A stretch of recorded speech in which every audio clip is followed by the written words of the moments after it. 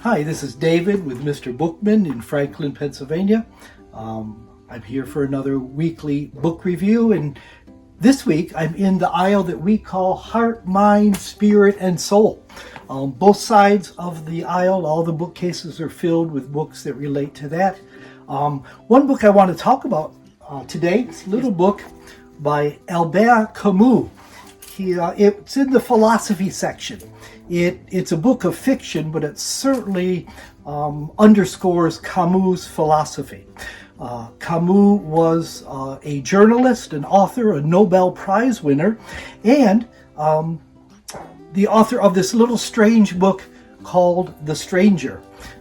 If you want a good book to snuggle up with and get real depressed, I recommend Albert Camus' The Stranger. It talks about a man who basically has no hope, but he doesn't care. He thinks that is the essence of life, that there is no meaning, that life is absurd, and it's quite an interesting story, and I recommend it just to understand how that school of philosophers think. This is Albert Camus' The Stranger. Written in 1942, just prior to, or right at the beginning of World War II, and often referred to understand Camus' philosophy of nihilism or absurdism. But what's interesting, in this store you can find anything you want. So if you don't like Camus' philosophy, you can just go across the aisle, and we have a wide selection of Bibles, of Christian literature.